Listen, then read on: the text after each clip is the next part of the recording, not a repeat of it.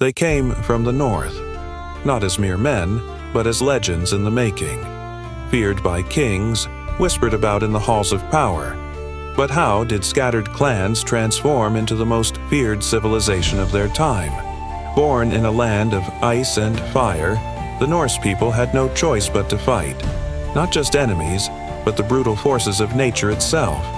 The fjords, the endless winters, they forged men as hard as steel. But the Vikings' greatest weapon was not their axes.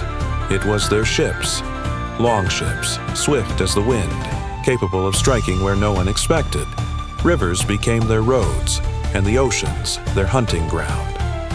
Honor, blood, revenge, these were the laws that bound them. A Viking's worth was measured by the battles he fought. And so they sailed, to England, to Francia, even to the distant shores of the East. The Norsemen were more than raiders. They were explorers, conquerors, and kings. Their blood still runs through the veins of nations, and their legend will never die.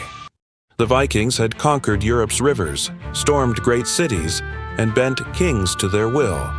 But what if their greatest conquest was not a city, but a land no one had seen before? Guided by the stories of Eric the Red, Leif Erikson and his crew sailed beyond the known world. What lay ahead was a place no Norseman had set foot on before, a land of endless forests, wild rivers, and mysteries untold. They called it Vinland, the land of wine, rich with wild grapes, forests teeming with game, and rivers filled with fish. But paradise comes at a price. But they were not alone. The land had its own warriors, whom the Norse called the Skraelings. At first, there was trade, then suspicion, and soon, war. The battle was brutal. The Vikings, for all their might, were outnumbered in an unfamiliar land, and so the dream of Vinland burned as fast as it was built. The Vikings left Vinland, never to return. But they were the first Europeans to set foot in the Americas, 500 years before Columbus. And though their colony faded, the legend of their journey never did. The Vikings were more than raiders, more than warriors. While their longships brought war to the west, in the east, they brought something else: wealth, power, gold, but at a cost. The rivers of the east were their roads, from the Baltic through the heart of Russia, down to the Caspian and Black Seas. The Vikings, known as the Russ, became kings of trade, connecting the north to the wealth of the world.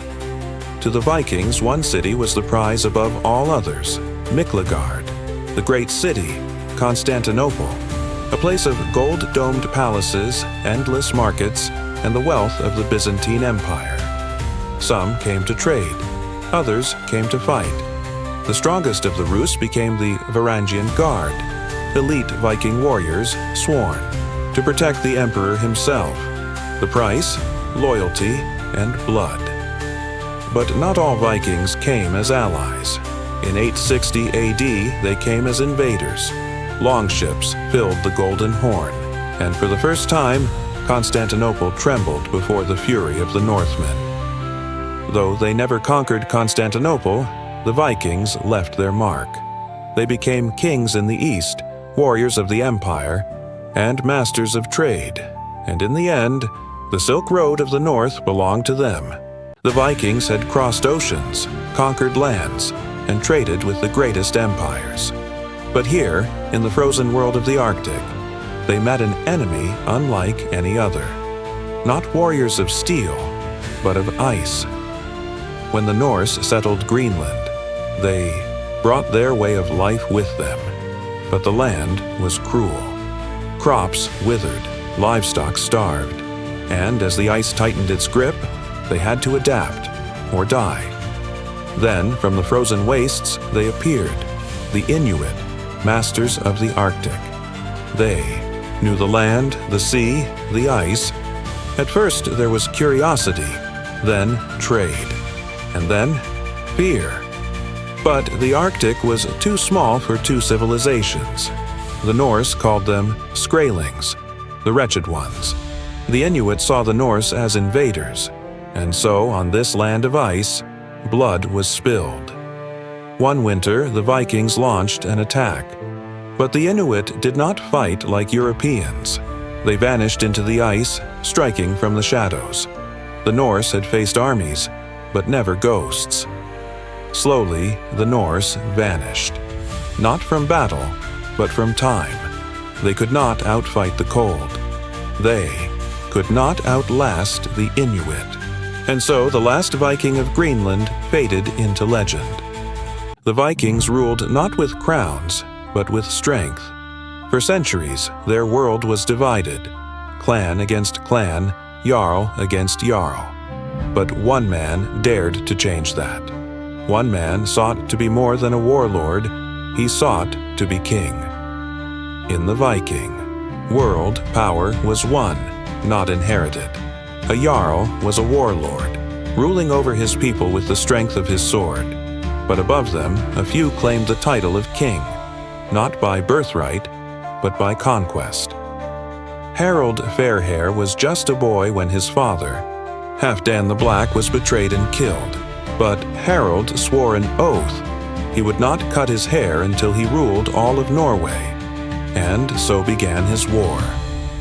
Harald crushed his enemies in battle, but war alone was not enough. He made alliances, marrying the daughters of rival jarls, bending them to his will. Some bent the knee, others died by the axe. But one final war would decide it all. At Hafrsfjord, the last jarls stood against him. They fought like wolves, but Harald's will was iron, and when the battle was done, Norway had a king. Harald Fairhair had done the impossible. He had turned warring jarls into one kingdom, but ruling was harder than conquering, and in the shadows, his enemies waited. For centuries, the Vikings ruled the seas. They were warriors, kings, traders, but even the mightiest empire must fall, and for the Northmen, Ragnarok had begun. In 1096, King Harald Hardrada of Norway set sail for England. He was the last, great Viking warlord. His dream, to reclaim the English throne. But waiting for him, it was death. At first, the gods smiled upon the Northmen. They crushed the English at Fulford. York surrendered. Victory seemed near. But then, King Harald of England struck back. The Vikings were caught off guard. Many had left their armor behind, expecting peace. But peace never came. Only steel, blood, and fire. Harald Hardrada fought like Odin himself, but no man is immortal. An arrow pierced his throat. The Viking dream of England died with him. The Norse would never return. The gods were forgotten. The Viking age was over. But their legend, that would never die.